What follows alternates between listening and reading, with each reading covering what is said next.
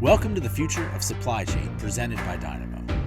Each episode, we sit down with leaders in the industry as we build the future of supply chain together. Let's get into the show.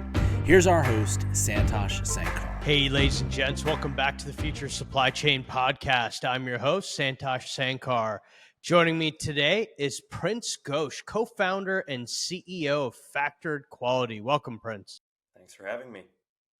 So we have to cover a lot of ground today, but I'd love to kind of open up with, as I ordinarily do with our guests, give our people kind of the quick 90 seconds on what Factored Quality is and what you and the team are building over there.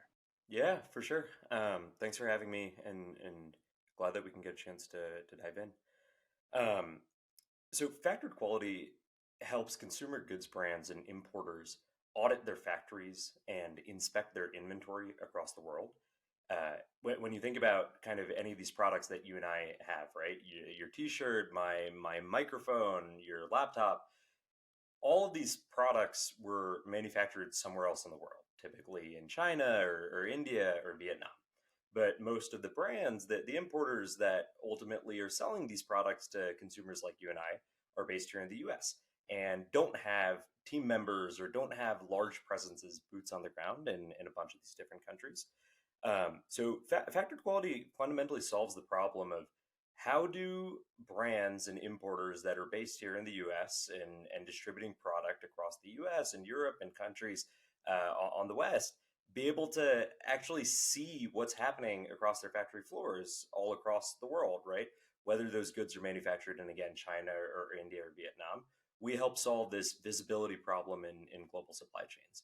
And the way that we do it is through a mixture of software and a managed marketplace of labor, of quality control inspectors that go down to these factory floors all across the world. And we take care of coordinating all of that between brands that are importing goods and the factories that are manufacturing the goods.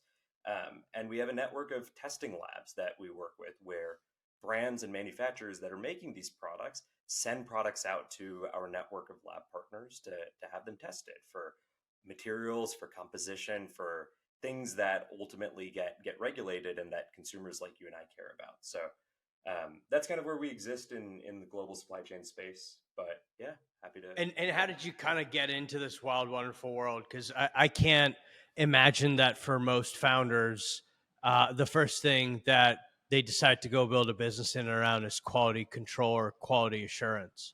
Yeah, for sure. We definitely kind of exist in this niche space in the industry, and the way I oftentimes describe it or tell people is quality control is kind of the deepest part of the back end of commerce, right? If you think about the entire commerce stack, you have companies like Shopify and a lot of these marketing sort of technology companies that play on the front end.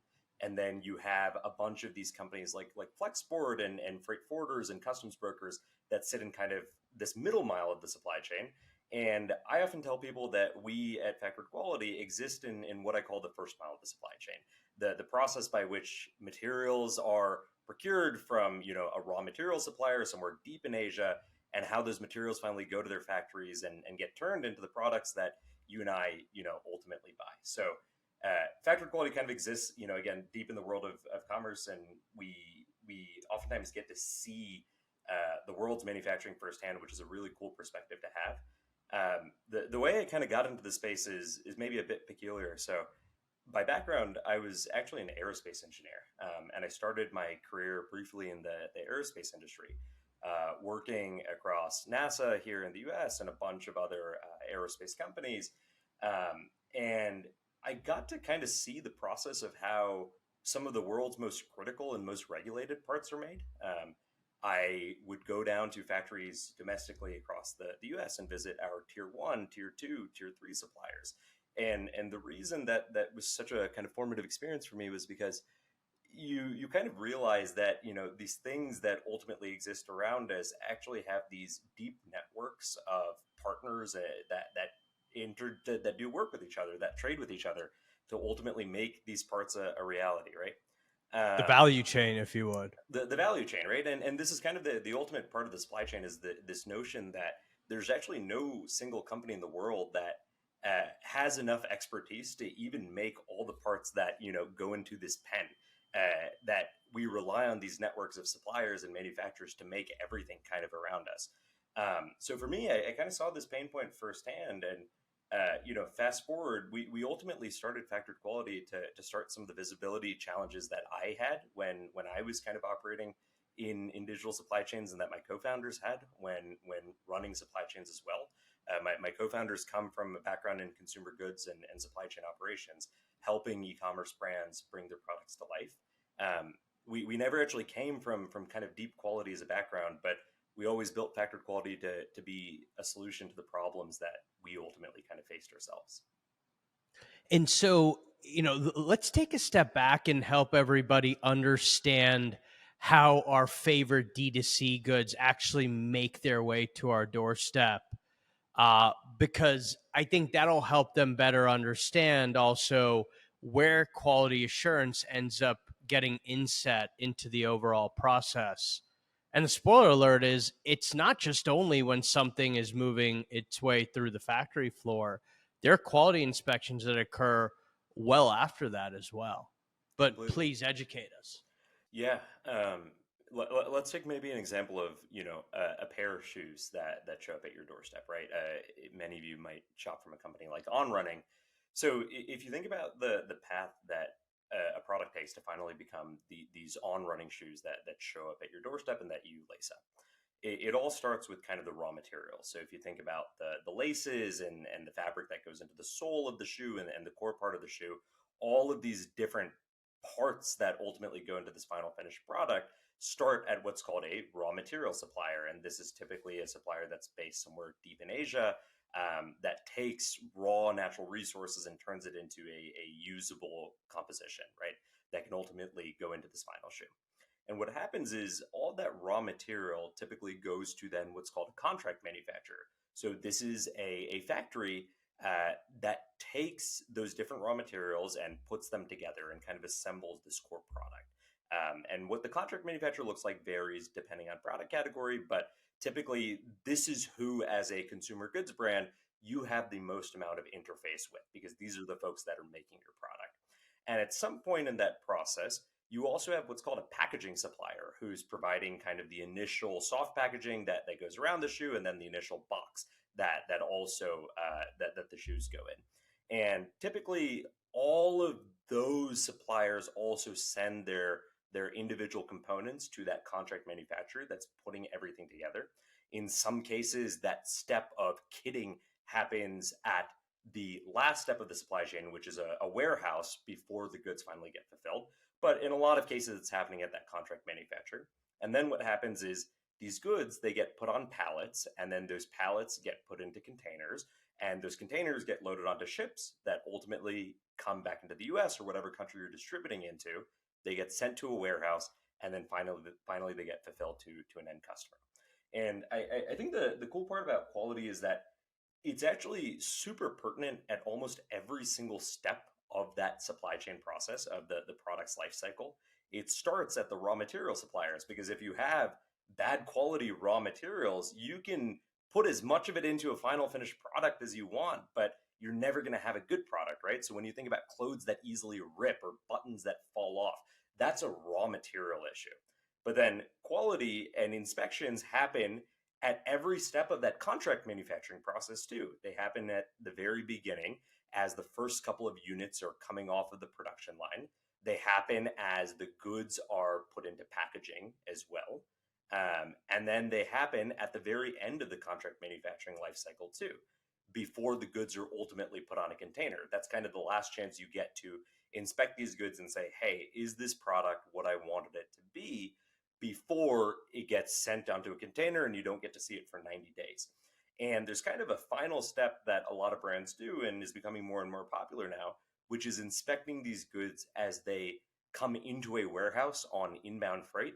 So they will either send a third-party inspector via someone like Factored Quality, or have their own warehouse workers inspecting inventory as it comes into the warehouse, before finally those goods are fulfilled to customers like you and I. So quality becomes kind of this multi-step process across the entirety of the product's life cycle. And so help us now then understand kind of how does QA practically go down, or how did it go down?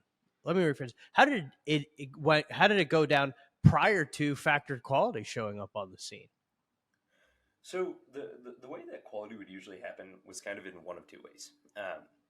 Again, most of these brands that care about quality, right, are typically based somewhere in the U.S. or somewhere in Europe, and most of their manufacturers again based somewhere in Asia. So you have to remember that it's not as simple as just walking over next door and taking a peek inside and saying, "Hey, what's happening?" Right? These are global supply chains that are incredibly complex Mm-hmm. and interconnected. So the way that quality would usually happen is consumer goods brands would kind of do one of two things. They would either send folks from their own team to go fly out to their factories all across the world for every production run. So as they onboarded a new factory, a new supplier, they would send someone out to go and audit that factory and make sure that the factory wasn't using underage labor, had ethical working conditions, had the right certifications in place to be able to actually procure the product and partner with that factory. And then as goods were being made and manufactured, these brands would send someone, a poor guy from the operations team would go out to these factories and kind of fly all across the world and try and inspect these goods themselves as they were being manufactured. And maybe this works if you have kind of one factory somewhere in, China near Shanghai or Shenzhen, one of these major cities. Right. But as you scale your brand or as you scale kind of your volume of imports and you start onboarding new suppliers, number two, three, four, five, in countries not just in one part of the world, as you can imagine, this very quickly gets complex. So in events like that, what brands used to do is they would go and they would try and find what's called an agent or a third party inspector themselves. They would try and find someone who they could trust, boots on the ground, to go down to that factory and take pictures of the product, take videos of the factory, and go through kind of this quality control checklist to act as their proxy, right? To act as an agent on behalf of the brand down at these factories all across the world. The big sort of challenge is as supply chains continue to get more and more complex, in particular over the last 5 years, is we've seen this huge decentralization of production out of China into adjacent parts of the world. It Alt became Asia, so to speak. exactly. It just became harder and harder to find a trusted agent in a bunch of these parts of the world. It became hard to Yep. coordinate between the brand and the factory and the freight forwarder who's picking up the goods and has their own schedule and their own operation. So now what ended up happening was these brands not only had to manage these complex supply chains, they also had to manage these complex labor networks and make sure that they were sending agents down to these factories that weren't going to get bribed and they could actually trust. So factored quality came in, and our kind of thesis was, look, we think there's a huge opportunity to solve this kind of complex middle part of this entire operations life cycle and make it incredibly easy for brands all over the world to find trusted labor that they can send down to their factory floors to go through their products and meet their factory partners and audit those suppliers or inspect those products on behalf of them. And we believe that we could use technology to augment a large part of that process, and that's a big part of, I think, what's brought us to where we are today. And today you have scores of customers, the likes of Brooklyn, and that rely on factored quality in order to undertake their quality assurance. Help us understand what that experience now looks like, because they are available to a managed marketplace, but they also have increasingly a lot of tooling you're now developing as well around this competency, that it's a lot more now than just QA. Factored quality is a very meaningful partner for a lot of your customers. One of the hardest parts about building in digital supply chains has historically been that different parts of the supply chain came quote unquote online at different points in time. This first started in the 80s and 90s with companies like Siebel and Oracle and SAP building foundational ERP systems, right? So systems that helped brands and importers and manufacturers manage their general ledger and their accounts payable out to their suppliers and their accounts receivable from their customers back to them, right? And ERPs kind of started as the first digital supply chain system, but were meant to be a financial sort of source of truth.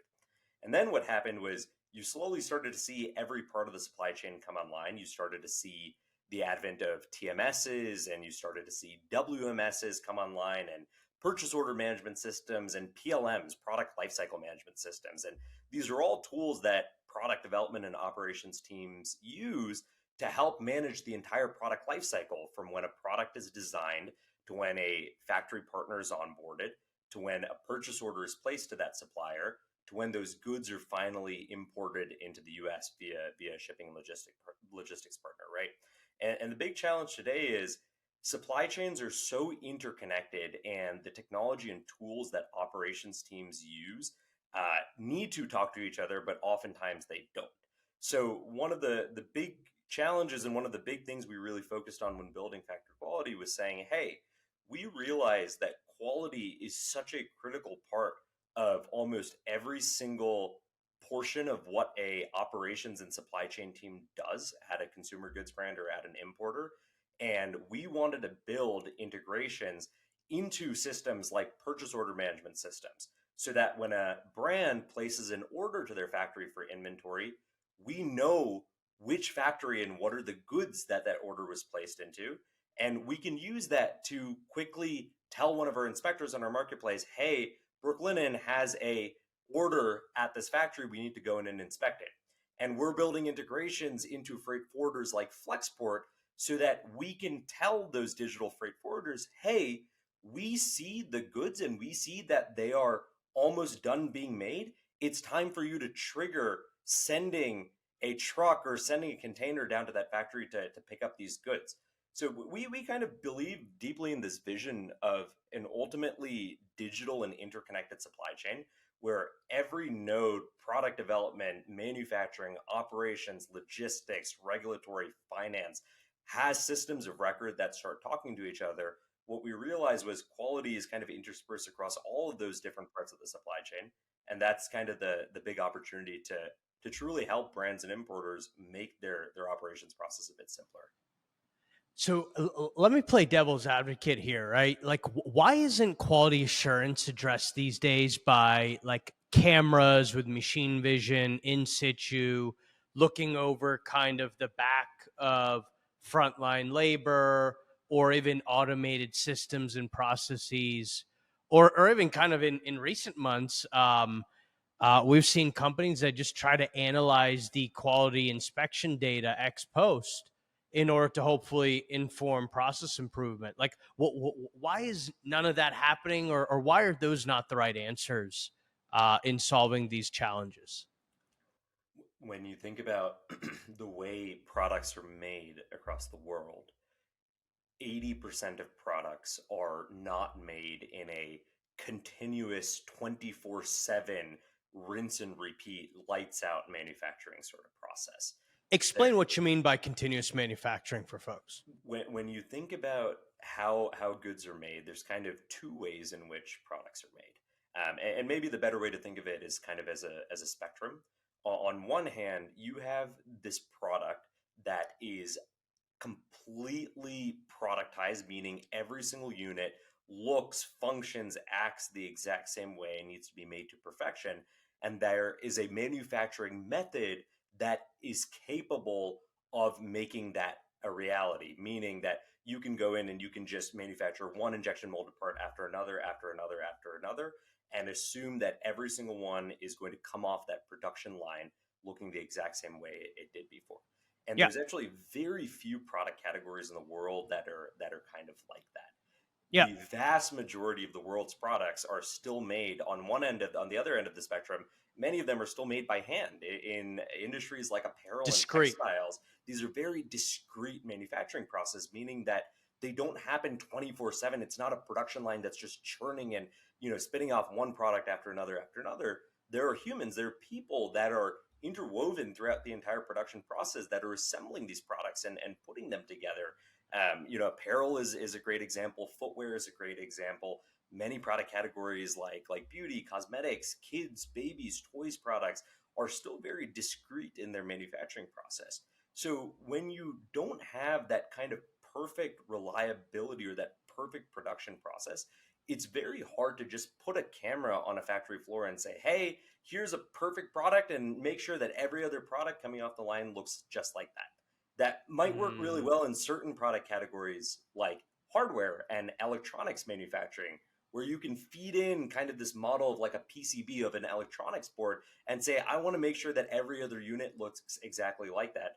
But when you think about other product categories like backpacks, like shoes, like clothes, like pants and shirts, it doesn't work quite that way.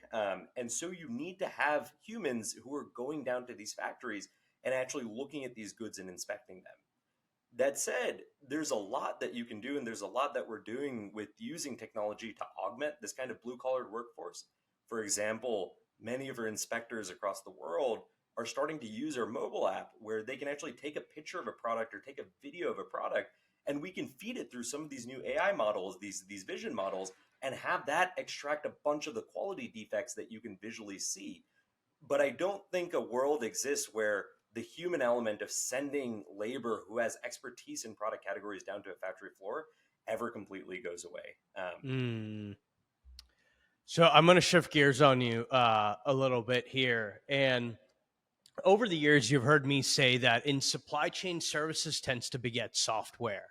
And I believe that's tried and true because as I've been doing this for nearly a decade, ranging from somebody like a store through Solvento and now factored quality, that's really proven out.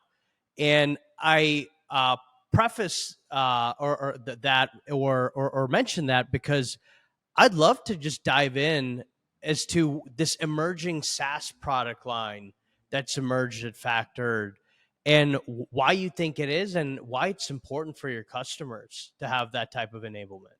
Yeah.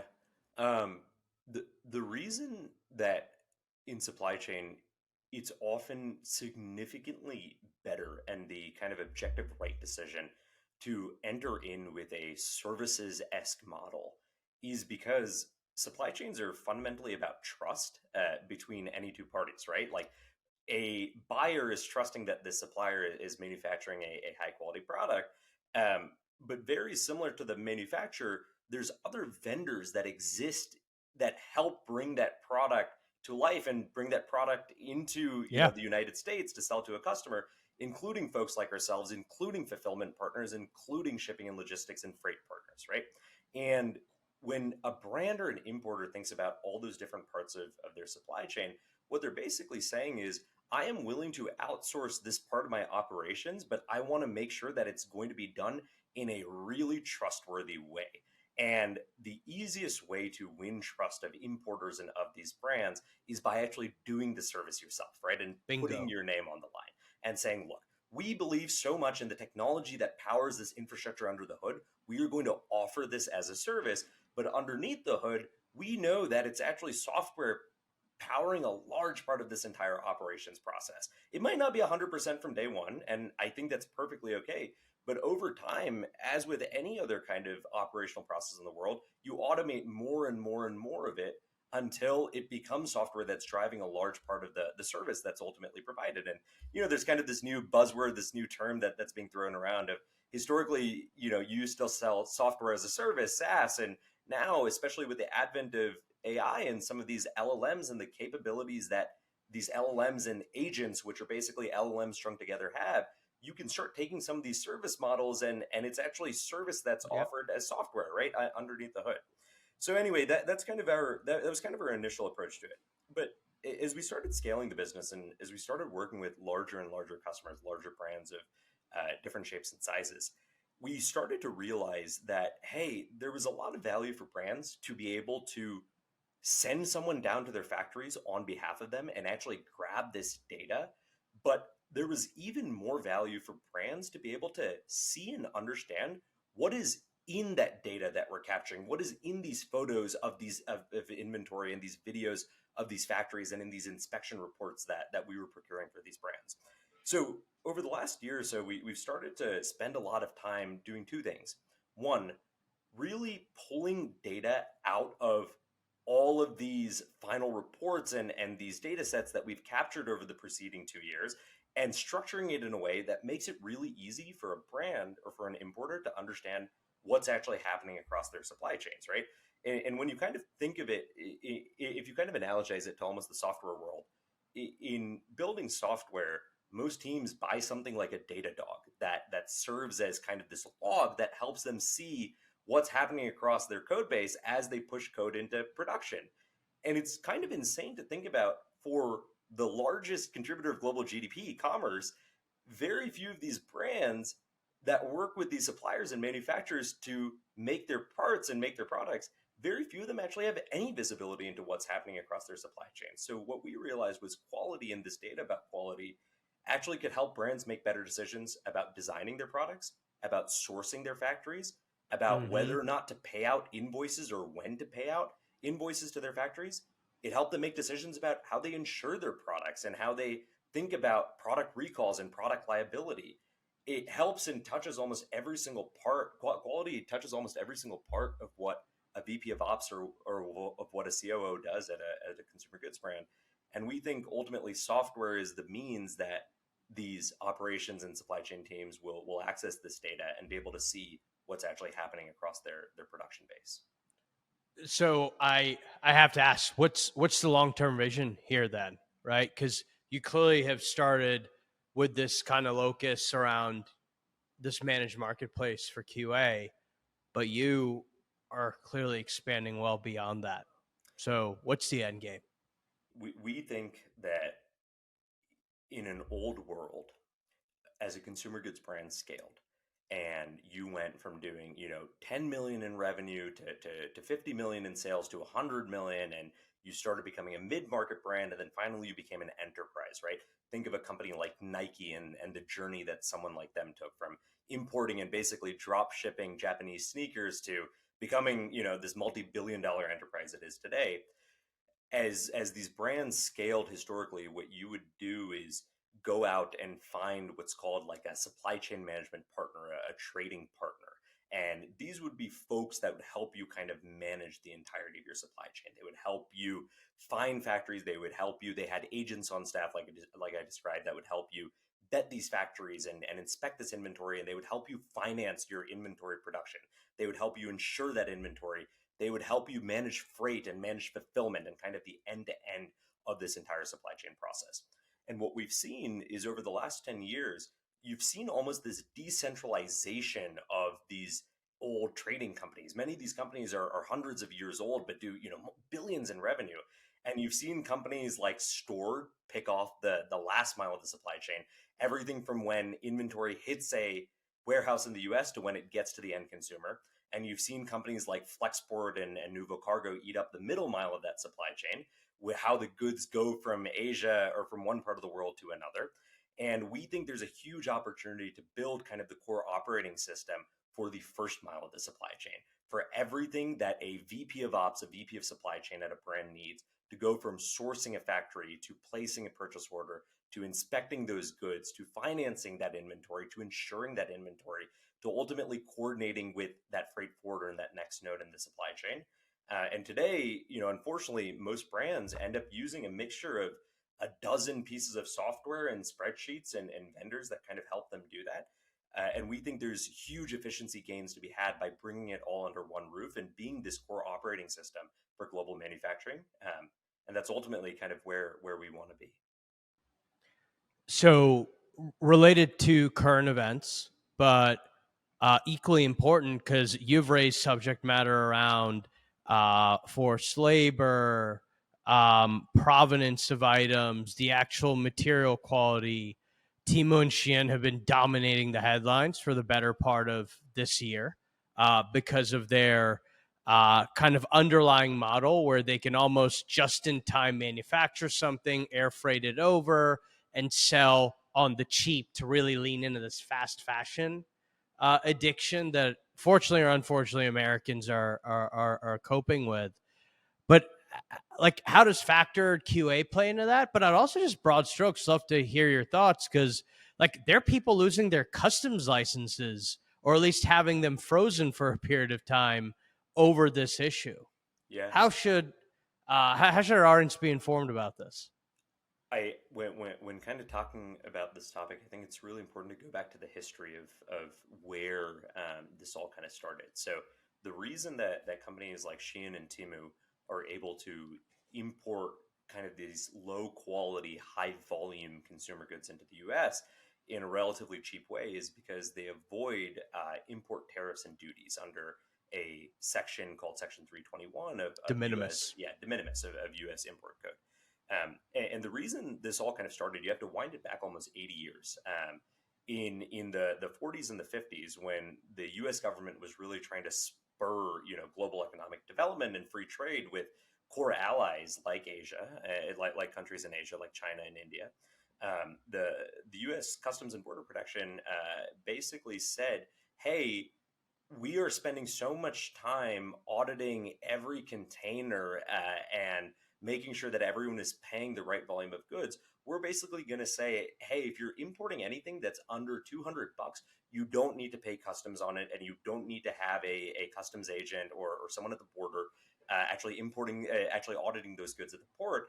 And the goal was in the right spirit, right, which was to spur free trade and to make sure that more trade happened between countries.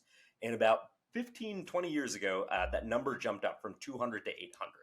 And unfortunately, what happened though is while all this started in kind of good faith of saying we want to spur, economic activity, um, a number of companies, Shein and Toom, are kind of making, the biggest headlines around this, took that as an opportunity to say, hey, we can import really poor quality, untested, uninspected inventory from factories across the world that have never been audited and that unfortunately in many cases do use forced labor, and we can sell cheap products that have never been touched or seen before they get to an end consumer, Yeah. to a subsect of the American economy. And we've seen this kind of take off. And over the last really kind of year or so, this has become a really hot topic, and it's pretty funny because I actually think it's one of the few kind of bipartisan topics that exists, but it's going to be I think a very big point of contention in this upcoming election cycle, because there's kind of two antithetical U.S. values at play, right? On one hand, the U.S. fundamentally believes in this notion of free trade and believes that, hey, if we can trade and we can import and export with other countries like China, like India, like Vietnam, Korea, we can build a stronger, more resilient global economy. But on the other hand, the U.S. also has regulations and cares about consumer safety. If you think about why there are standards for even simple things like seat belts or baby seats when you put a toddler and an Yeah. infant in a car, a lot of that is driven by a U.S. government entity called the U.S. Consumer Safety and Protection Bureau, whose entire job is to set consumer protectionist standards and regulations in place. And kind of most famously, the government steps in a lot in the case for a lot of material composition. So something that a lot of folks might have heard of is this concept of Prop 65, which is basically a set of laws originally enforced in California that say, hey, you're not allowed to use certain microplastics or certain materials in certain Yeah. consumer products, and we will fine you if we catch that you are doing that. And I think what we're starting to see is somewhat consumer driven, somewhat top down government driven enforcement of new sets of regulations of the government saying, hey, look, we can't just have unsafe, untested consumer products being sold and hoarding and absolutely flooding the U.S. markets, and that's ultimately going to be bad for consumer safety and consumer protection. So what we saw last week was an import customs broker, Seiko Logistics, have their customs license temporarily halted and revoked because the government believed that they were misclassifying certain categories of goods and not doing proper diligence from a financial compliance perspective. But the kind of part that gets talked about a little less is from a product safety compliance perspective, what gets missed when you have goods flowing through this sort of de minimis code. Love that.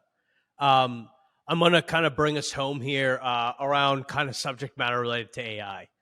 Given kind of where we are in this hype cycle, we cannot not talk about AI, is my thought. So I just want to kind of cut to the chase. How are you using AI inside of factored quality today?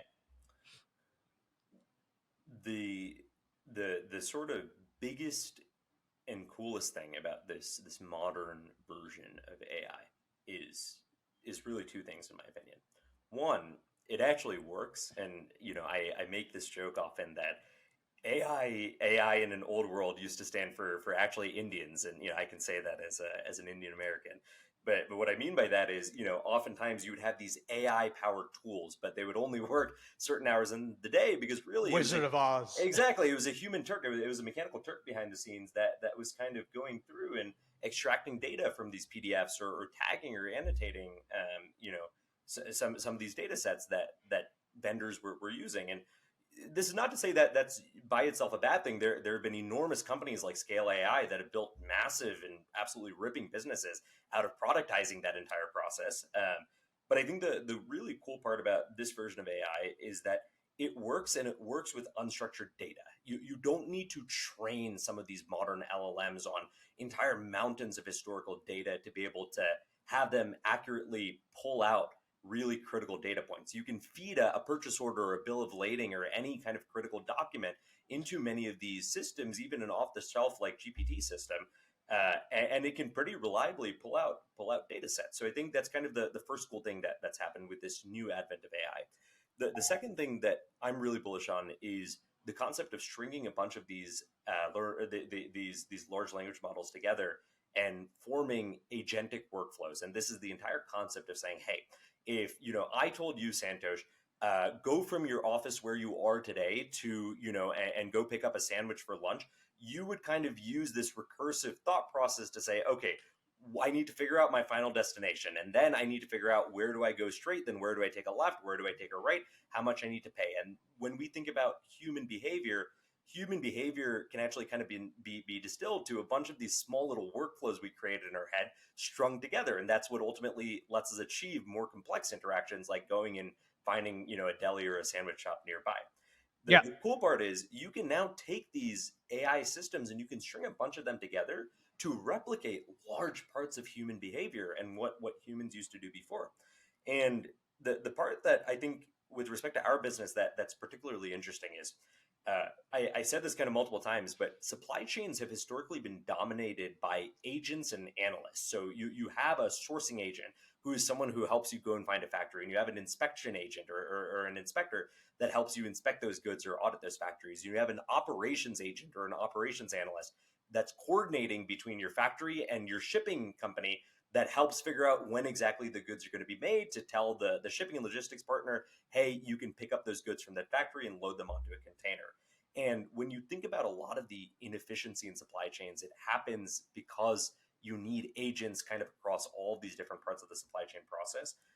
We actually think there's a huge opportunity to rebuild a bunch of supply chain functions and workflows, keeping agents in the loop, but rather than them being human agents, they're actually AI agents behind the scenes. They are these LLMs that are strung together that would do maybe 80 or 90% of the work that a human would do, with humans kind of interspersed throughout this entire mix.